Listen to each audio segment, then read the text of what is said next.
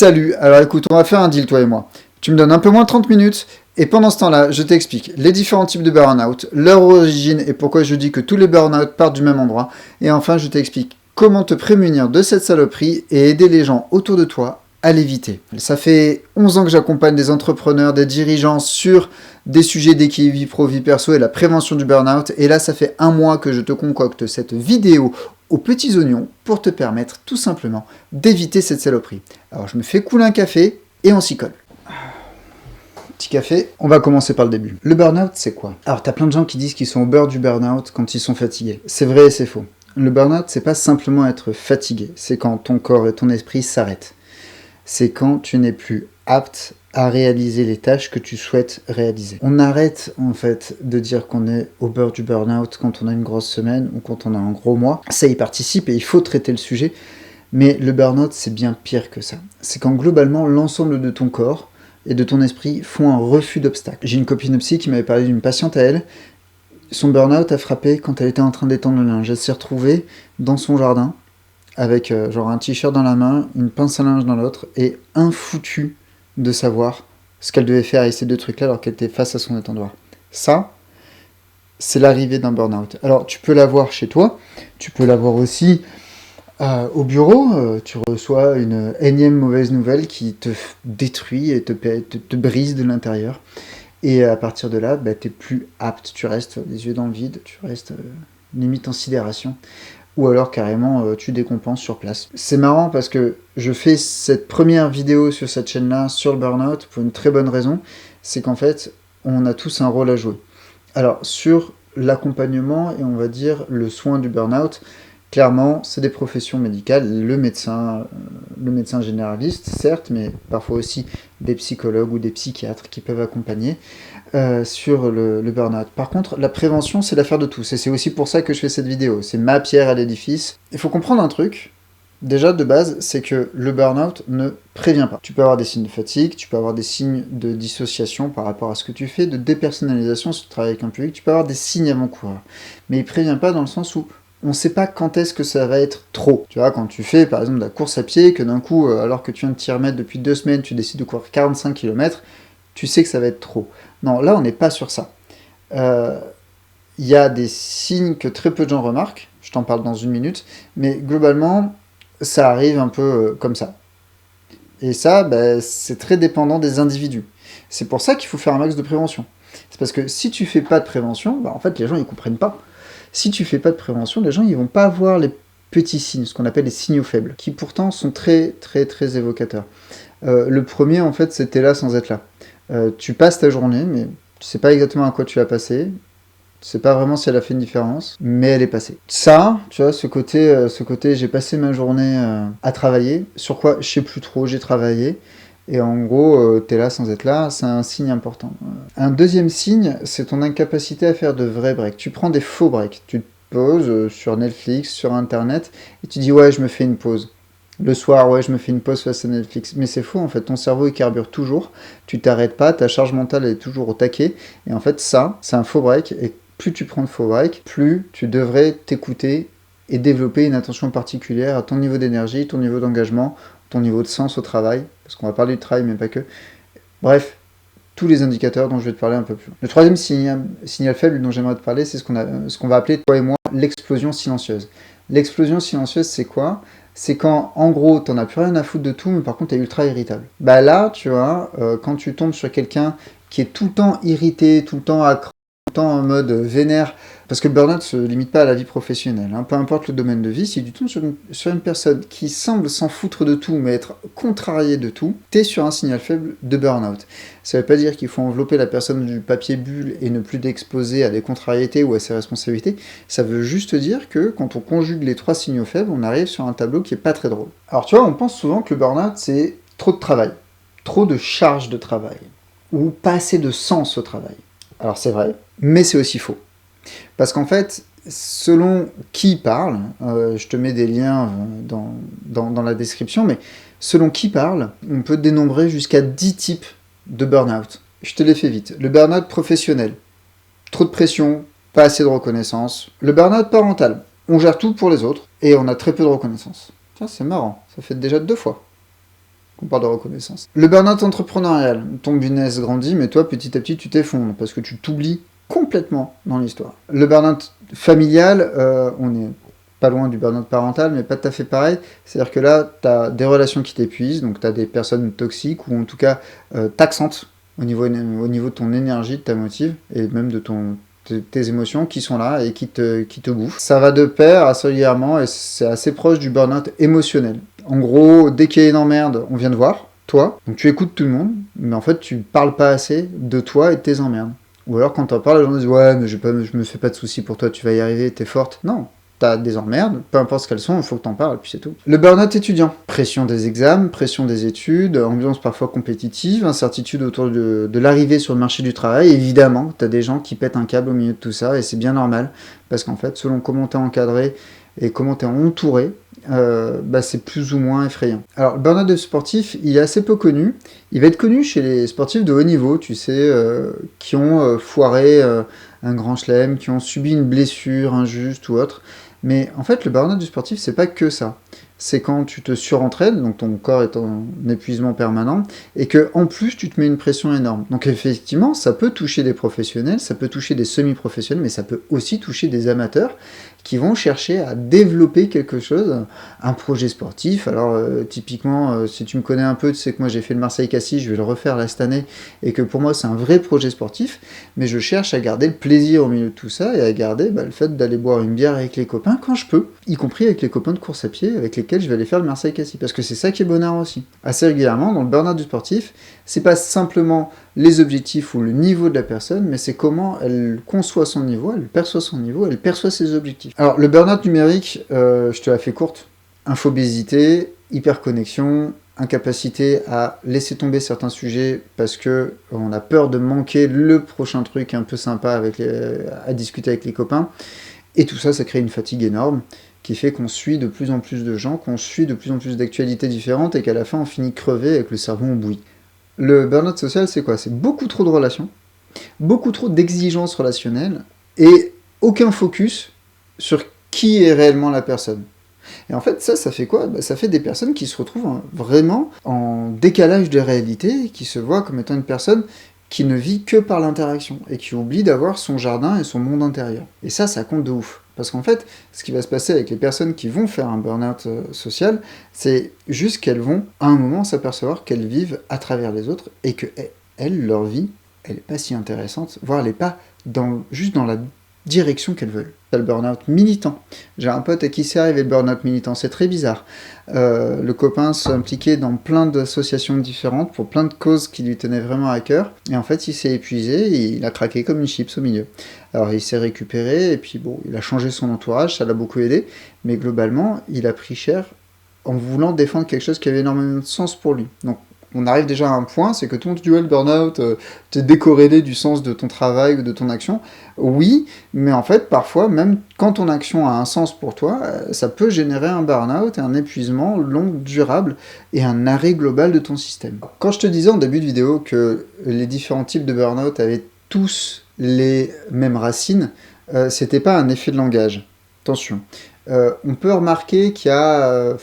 encore une fois, selon qui parle, selon les études, naninana, il y a entre 5 et 7 racines communes du burn-out. Une charge mentale excessive, déjà. Quand tu penses tout le temps à 10 milliards de trucs et que tu as l'impression de devoir garder tous tes dossiers pro et perso ouverts, ça crée une charge mentale et ça te mène à l'épuisement. Jusque-là, c'est un peu comme si tu portais en permanence un sac à dos de 30 kg sur le dos. Il n'y a pas de secret, tant que tu poses pas ton sac, tu vas te sentir lourd. Le manque d'équivalence entre l'effort fourni et la reconnaissance reçue. On ne fait pas les choses pour les autres tout le temps, mais par contre, le fait que nos efforts et nos résultats soient reconnus par une personne extérieure nous facilite la vie pour les reconnaître nous-mêmes. Je te prends un exemple très con. T'as rangé ta baraque. T'as rangé ta baraque, tu l'as pas fait pour les autres. Tu l'as fait pour toi et pour ton confort. Mais en même temps, quand tes invités débarquent, qui disent « Oh, c'est bien rangé chez toi », en fait, ça te fait plaisir et ça reconnaît tes efforts. Et là, je te prends un exemple très sphère perso, mais dans le pro, dans le sportif, dans l'associatif et ainsi de suite, ça marche aussi. Et en fait, ce qui se passe, c'est que quand on ne reconnaît pas tes efforts, on invalide ton effort. Et quand on invalide ton effort, on invalide donc les résultats qui ont été générés par cet effort. Et du coup, on arrive sur un À quoi bon? À quoi bon forcer pour créer quelque chose, puisque tout le monde s'en fout? Et c'est là où on arrive sur la perte de sens, notamment. Donc, en gros, le manque de reconnaissance génère potentiellement la perte de sens. C'est pas la seule manière que ça arrive, mais c'est une des pistes. Un troisième facteur qui crée des burn-out, peu importe le domaine, hein, encore une fois, tu as bien compris, il y a 10 types de burn-out, mais je vais parler de 2 burn-out en général.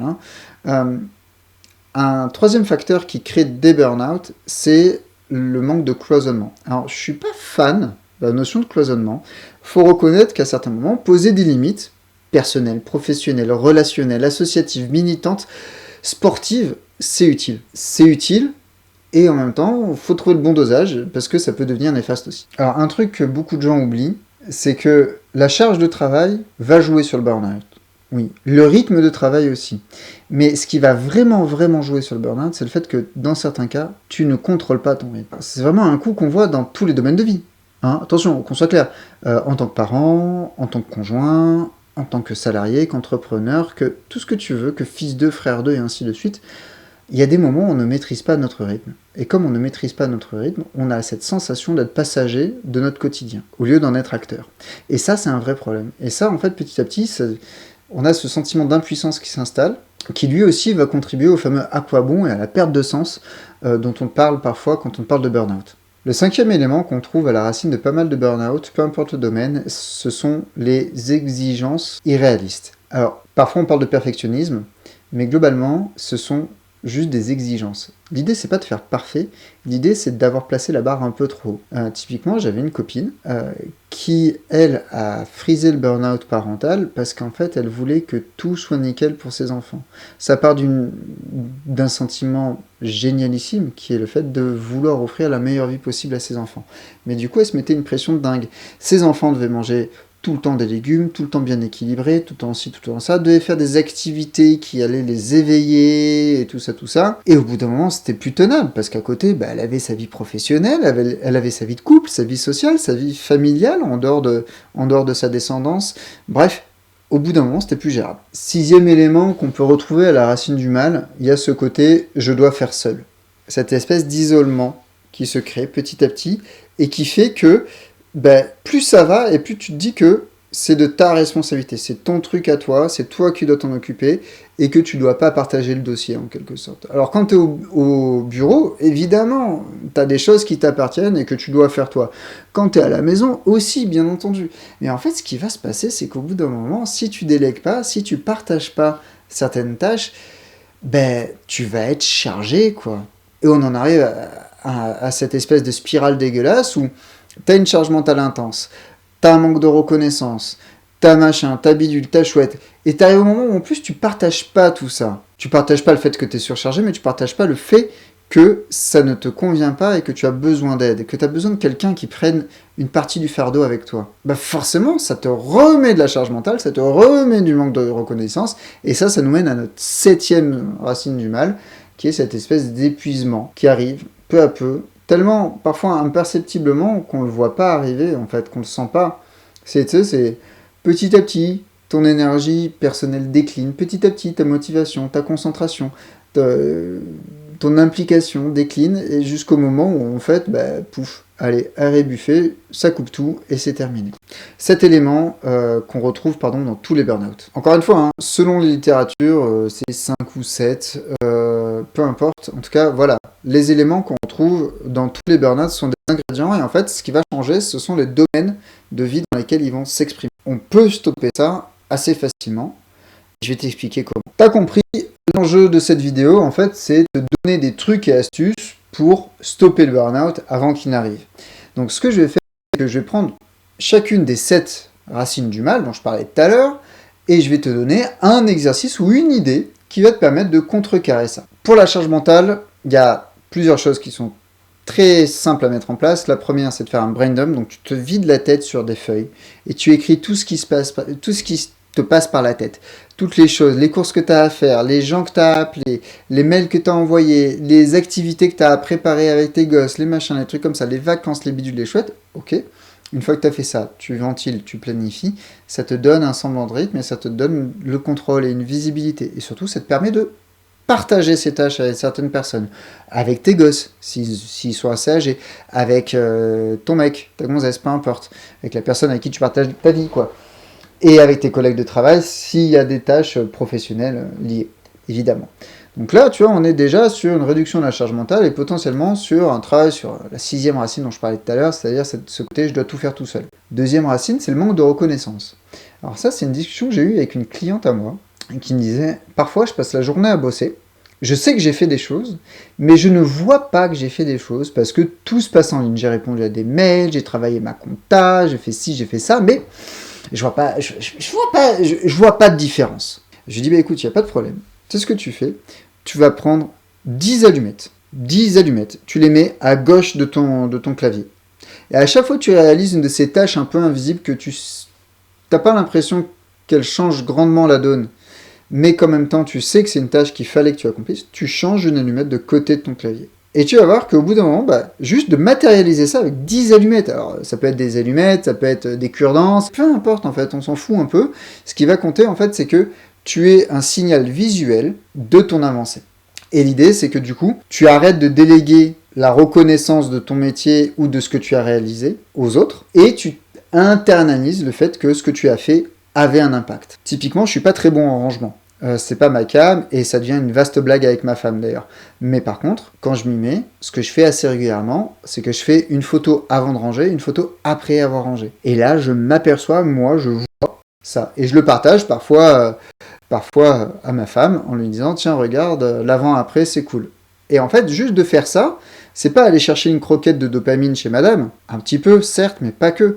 C'est juste que moi, de prendre la photo, ça me permet de voir ce que je voyais avant et ce que je vois maintenant. Et juste de travailler ça, ça fait la différence. Tu vois, la troisième source dont je te parlais, la troisième racine du burn-out dont je te parlais, c'est le manque de compartimentation. Le fait de tout vivre un peu tout en même temps, et que du coup, c'est le bordel. Certaines personnes sont très fortes pour créer vraiment des grosses frontières bien hermétiques et tout. Moi, je ne sais pas trop faire. Et mes clients, limite, je les invite à ne pas le faire. Je les invite plutôt à chercher l'équilibre. Comme certains nutritionnistes parlent d'avoir un équilibre alimentaire sur la semaine, moi, je parle assez régulièrement d'un équilibre pro, perso et tous les domaines de vie sur la semaine. Et en fait, de te dire, ok, aujourd'hui, je vais pas trop avoir le temps de prendre soin de moi. Mais quand est-ce que cette semaine, je vais trouver le temps ? Et si je ne vois pas de temps pour le faire, comment je fais pour créer ce temps-là ? Parce que ça, accessoirement, ça nous permet aussi de travailler sur le quatrième élément dont je te parlais tout à l'heure, qui est cette sensation de ne pas maîtriser son rythme et de ne pas maîtriser ses journées. Si tu commences à vouloir injecter du temps pour toi, du temps pour ton couple, du temps pour tes gosses, du temps pour tes potes, du temps pour ta famille, ainsi de suite, juste le fait d'appeler tes parents ou une connerie comme ça, en fait ça, c'est toi qui prends la main sur ton agenda. Et à partir de là, cette sensation d'être passager de ton quotidien, elle disparaît, puisque tu as pris la main sur ton agenda.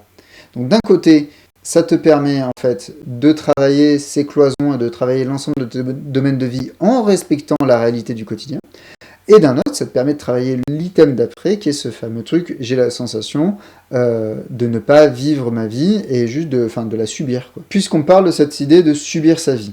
Un autre élément que tu peux faire, en plus de chercher à tranquillement reprendre la main et réinjecter des temps pour toi et tout ça, un autre truc que tu peux faire, c'est juste bloquer une plage horaire dans ta semaine. Même 5 minutes, 10 minutes, 15 minutes, et aller faire un break. Et juste reprendre la main sur ton agenda comme ça. Et en fait, en reprenant la main sur ton agenda, ou en reprenant la main sur ton environnement, en décidant d'enfin changer l'affiche qui est dans ton entrée, ou peu importe, tu reprends contrôle sur ton quotidien, et en reprenant contrôle sur ton quotidien sur un item, ça te permet d'en engranger d'autres. Parce que chaque semaine, tu peux changer un item de ton quotidien et te permettre, en fait, petit à petit, de créer quelque chose de cool. Tu vois, le 5e item dont je voulais te parler, c'est ces fameuses exigences trop élevées. Tu as un corollaire qui nous vient du monde des startups, c'est ce qu'on appelle le minimum viable product, donc le produit minimum viable. Avant de faire un truc très compliqué, tu peux faire des choses très simples. T'as pas le temps de faire un bon plat de légumes à tes enfants, tu coupes des crudités, tu leur donnes une botte de radis, tes enfants, ils auront mangé des légumes. Est-ce qu'ils en auront mangé autant que ce que tu voudrais en temps normal ? Non. Est-ce que c'est un repas incroyable ? Pas du tout. Par contre, ils auront mangé des légumes. Alors, évidemment, encore une fois, il faut travailler la notion de dosage, puisque si tu ne fais que des MVP, à la fin, tu dégrades l'expérience au global. Donc il y a des moments où il faut retrouver ton exigence, mais il y a peut-être des moments où tu peux pas l'avoir. Quand tu rentres, que c'est 19h15, que tes enfants sont affamés, que tu n'as pas eu le temps de faire à bouffer, bah, pendant que tu n'as pas de cuise, tu leur fais bouffer des bâtonnets de carottes, ils auront mangé des légumes. Point barre. Un des derniers éléments dont je t'avais parlé, c'était l'isolement progressif. L'isolement progressif, qu'est-ce que c'est? Au final, c'est juste toi qui as la sensation que tu dois tout faire en solo, que ce soit professionnellement ou personnellement. Et en fait, dans le domaine parental, bah, déjà les enfants, ça se fait à plusieurs, donc généralement, c'est bien si on est plusieurs adultes à être impliqués. Okay. Et surtout, en fait, dans le domaine parental, dans le domaine familial et tout ça, il y a des responsabilités qui ne sont pas nécessairement simplement les tiennes. Et il faut aussi que tu acceptes que d'autres personnes vont faire des choses à ta place, et que peut-être que ça n'aura pas la même qualité ou le rendu final que toi tu voudrais, mais que par contre, ben, ça c'est quelque chose que du coup tu n'auras pas à faire et c'est pas mal. Si je te parle de ça, c'est pas bien. Je te parle de ça parce qu'en fait, ça marche dans tous les domaines. Et que petit à petit, les personnes qui glissent sereinement et tranquillement vers le burn-out, ce sont celles qui disent non mais si je le fais pas moi-même, c'est pas fait comme il faut. Mais si c'est pas fait comme il faut, c'est peut-être aussi parce que tu n'as pas montré aux gens comment bien le faire. 1. 2. Tu leur as pas appris à bien le faire. Et 3. Peut-être que si tu arrêtais de courir après les gens en leur demandant de faire les choses exactement comme toi tu veux, tu découvrirais qu'il y a plusieurs manières de bien faire les choses. Celle-là, elle pique. J'admets, elle pique un peu. Mais elle marche. Pour ce qui est de l'épuisement progressif, il n'y a pas de solution. Enfin si, il y en a une. C'est arrêter de vouloir être en permanence Wonder Woman et Superman. C'est accepter qu'à certains moments, bah, il faut que tu te couches à 22h. Pas parce que tu as un bonnet de nuit, pas parce que ta folle jeunesse est derrière toi, mais simplement parce que tu as des semaines exigeantes, des journées bien remplies, et que si tu ne prends pas du temps pour te reposer, bah, personne ne va le faire à ta place. Donc à partir de là, cet épuisement progressif, il se contre de manière très simple, il se contre juste en acceptant le fait que tu es fatigable, même si tu es 100% valide, et dans la fleur de l'âge, tu es fatigable, et que si tu ne te reposes pas, personne ne le fera à ta place. D'un point de vue strictement personnel, tu vois, toutes ces recettes que je t'ai compilées dans un document que tu peux télécharger en lien là dans la description, toutes ces recettes, elles me servent pour moi, elles me servent pour ma femme, elles me servent pour mes clients, pour mes amis, certaines même pour mes enfants, notamment l'idée à certains moments d'externaliser des choses pour eux, genre mon fils commence à préparer ses affaires pour le judo et ainsi de suite. Ça marche, ça fonctionne et ça va aider. Ce qui va compter pour bien prévenir le burn-out, c'est aussi à un moment de créer des temps de prise de recul. Et créer des temps de prise de recul, c'est pas juste se dire ouais, faut que je prenne du recul et je m'installe devant Netflix. Non, non. Créer un temps de prise de recul, c'est éviter ces fausses pauses, c'est oser prendre de vraies pauses pour soi, avec des personnes qui comptent pour nous, ou seul, et oser un moment aller manger en terrasse, tranquille, sans son téléphone, sans personne pour te péter les rognons, et là tu réfléchis à ta vie. Et en fait, tu vois, le nom de cette chaîne, c'est Parents Entrepreneurs, Équilibre et Ambition. Ben là, on est en plein dans le sujet. Tu as le droit d'avoir de l'ambition. Et pour avoir cette ambition, tu as le droit d'avoir un équilibre. Voire, tu as besoin d'avoir un équilibre. Et en fait, équilibre et ambition, c'est quoi? Ce sont deux choses qu'on oppose souvent et qui pourtant se nourrissent l'un l'autre.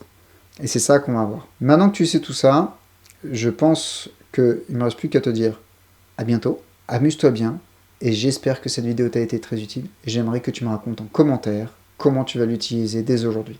Salut!